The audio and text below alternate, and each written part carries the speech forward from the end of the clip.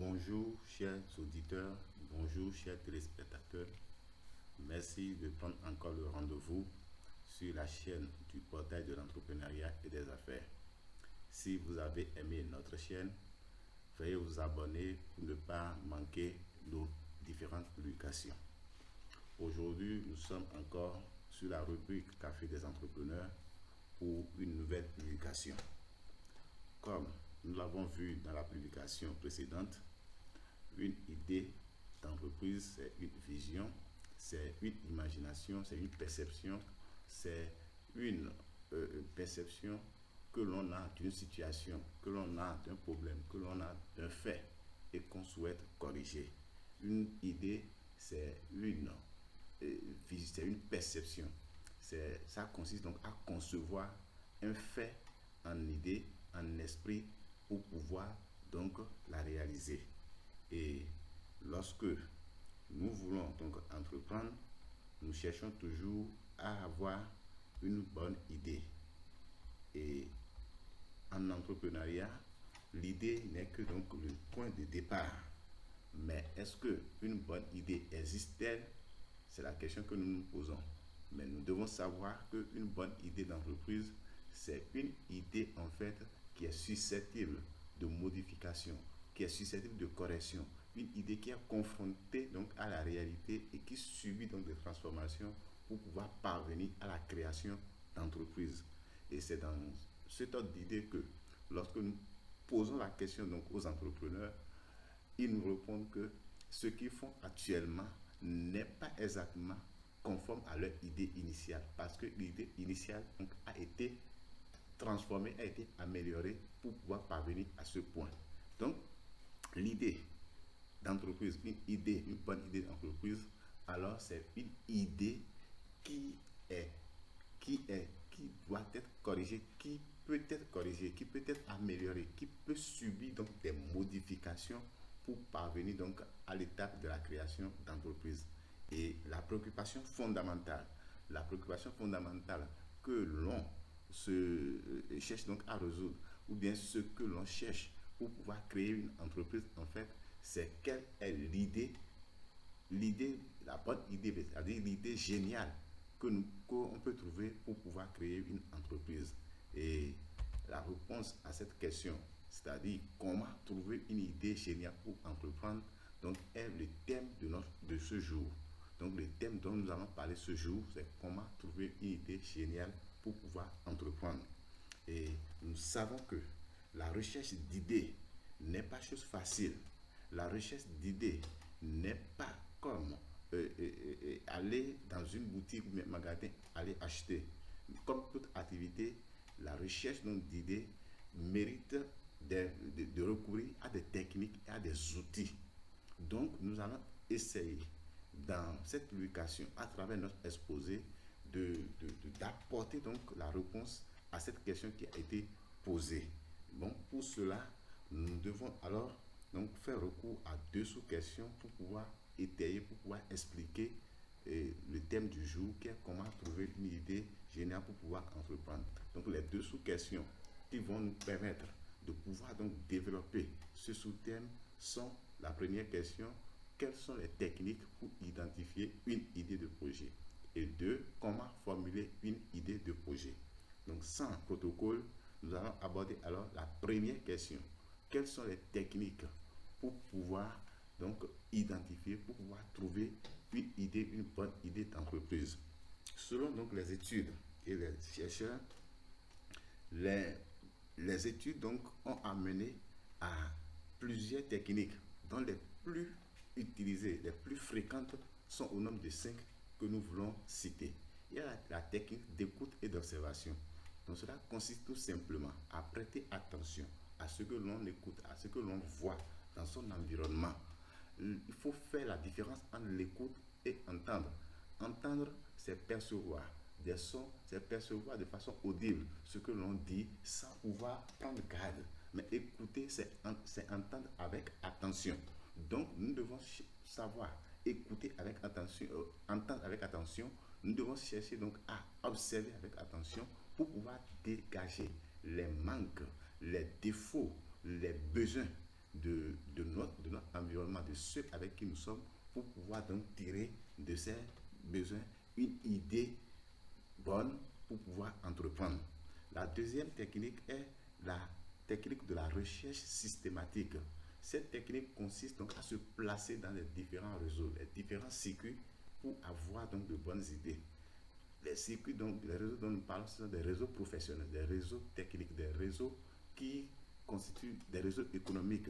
Par exemple, lorsque je veux donc racheter une entreprise, je veux donc racheter donc une structure, je dois alors donc aller vers les administrateurs d'entreprise, je vais aller vers les assureurs, vers les notaires, vers les banquiers. Je dois donc m'insérer donc dans leur réseau, dans leur circuit pour avoir de bonnes informations afin donc d'apprécier donc l'entreprise, sa valeur et puis et sa notoriété. Donc voilà comment fonctionne la recherche systématique, la technique de la recherche systématique. Un autre exemple de cette technique, c'est que lorsque je veux créer une entreprise et que je ne sais pas comment ça se passe, une méthode consiste donc aller travailler avec les créateurs d'entreprises, les cabinets créateurs d'entreprises, pour, en tant que salarié, pour apprendre sur le tas comment il faut créer l'entreprise. Voilà comment fonctionne la technique de la recherche systématique. La troisième technique, qui est la technique de concassage ou le benchmarking.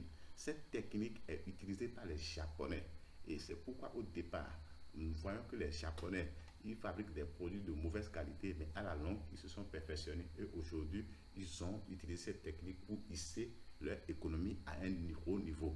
Cette technique de concassage consiste donc à détruire, décomposer, disséquer un bien pour voir comment ce bien a été constitué, comment ce bien a été structuré et de le recomposer maintenant, de le restituer maintenant, de le reformater maintenant pour pouvoir donc refaire donc le bien. Donc la technique de concassage consiste à détruire le bien et à reconstruire donc le bien. Donc cette technique permet alors de pouvoir, de voir, de diagnostiquer le bien et de détecter les insuffisances, de détecter les défauts qui sont sur ce bien, qui constituent des idées pour pouvoir entreprendre. Il y a la technique du Club Med. Donc le Club Med, c'est une agence de voyage à caractère international et de notoriété publique qui offre des services impeccables à ses clients. Et pour pouvoir avoir donc de succès et n'est pas défaillant dans sa prestation donc à ses clients, ce club utilise une technique. Cela consiste à regrouper tous les partenaires, toutes les personnes qui interviennent dans le lancement d'une nouvelle activité ou d'un nouveau produit.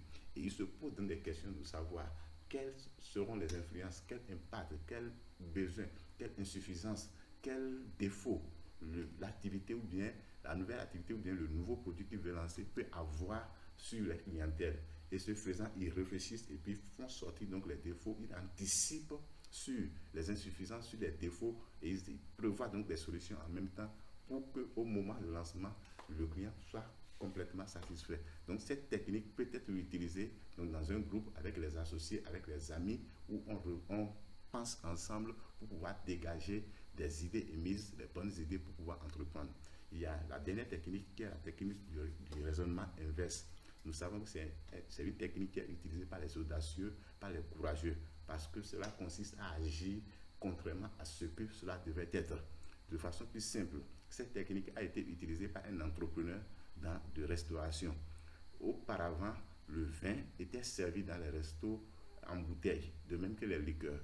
Mais cet entrepreneur a constaté que les gens avaient besoin donc du vin pour accompagner leur repas et il n'avait pas suffisamment d'argent. C'est là où il a inventé et il a commencé donc par vendre le vin au verre, c'est-à-dire avec les verres. Mais au départ, il a été critiqué, mais au finish, tout le monde a adopté cette technique parce que ils ont constaté que en vendant donc le vin au verre ou bien les liqueurs au vin, cela est plus rentable que la vente en bouteille. Et cela permet aussi de satisfaire beaucoup donc, de clients. Voilà ce que nous pouvons dire par rapport donc, aux techniques d'identification d'une idée d'entreprise.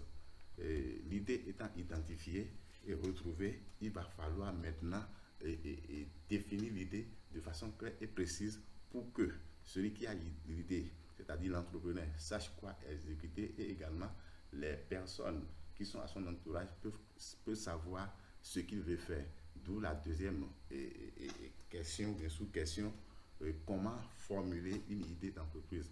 Donc cette formulation d'idée d'entreprise consiste à clarifier l'idée, à définir l'idée de façon concise, de façon claire, à pouvoir donc faire ressortir les différents éléments qui permettent donc d'exécuter ou bien de mettre en œuvre l'idée sans ambiguïté. Et pour ce faire, un outil a été mis en place pour pouvoir formuler une idée d'entreprise. Et l'outil, c'est le QQQCQ. Cet outil, donc, lorsque n'importe qui prend cet outil et qu'il applique donc à une idée, cela va lui permettre donc de pouvoir formuler son idée, c'est-à-dire de pouvoir définir les contours de son idée de façon précise. Donc, l'interprétation de l'outil, c'est quoi? Le premier Q, c'est quel besoin mon entreprise va-t-elle satisfaire? Ça consiste donc à identifier, à définir le besoin que les gens ont exprimé et que l'entreprise cherche à satisfaire. Et le deuxième Q, c'est quel produit ou service vais-je fournir? Donc, lorsque le besoin est défini, alors quel est le produit, quel est le service que l'entreprise va mettre en place pour satisfaire ce besoin? Le troisième Q, c'est qui seront mes clients? L'entreprise ne peut pas exister si les clients n'existent pas. Donc, voilà pourquoi lorsque le besoin est identifié et que le produit est mis en place, on doit savoir quelles sont les personnes qui sont prêtes à débourser de l'argent, à faire sortir de l'argent pour acheter ce produit. Où sont ces personnes? On doit donc les identifier. Et puis le C, c'est comment vais-je vendre mon produit ou mes services. Donc, cela revient à choisir donc les canaux, les circuits, les moyens par lesquels on peut amener donc le produit vers donc les clients. Et le dernier Q qui est l'influence, quelle influence de l'environnement sur l'idée et vice-versa. Nous savons que l'idée va être mise en exécution dans un environnement, et l'environnement dans lequel l'idée doit être mise en œuvre, cet environnement peut ne pas être favorable ou bien peut avoir des pesanteurs socio-économiques ou démographiques sur donc l'idée. Donc on doit tenir compte de tout ça là pour pouvoir donc savoir si l'idée qu'on a peut être exécutée. Et de la même manière, lorsqu'on met l'idée en exécution dans un environnement, l'idée aussi, la réalisation donc de l'idée peut entraîner des impacts négatifs sur l'environnement. Tout cela doit être déterminé pour savoir si l'idée est vraiment bonne à exécuter ou bien comment, dans quelle mesure l'idée peut être exécutée. Donc voilà ce que nous pouvons dire par rapport aux techniques d'identification et comment formuler une idée d'entreprise. Donc pour finir, nous pouvons donc dire qu'une idée d'entreprise est d'abord le point de départ d'une entreprise. Et une bonne idée d'entreprise n'est rien d'autre qu'une idée modélable, une idée qu'on peut rectifier, qu'on peut corriger, une idée qu'on peut améliorer.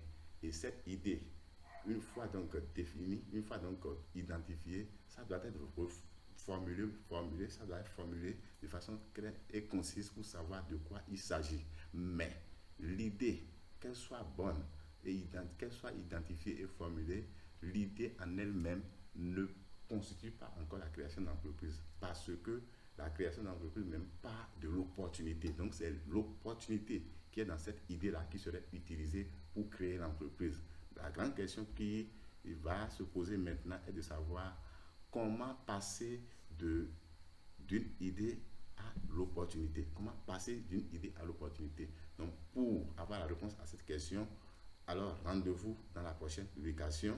Merci pour votre attention et soyez toujours branchés, abonnez-vous et pour ne pas donc rater les prochaines publications. Merci pour votre attention et à la prochaine.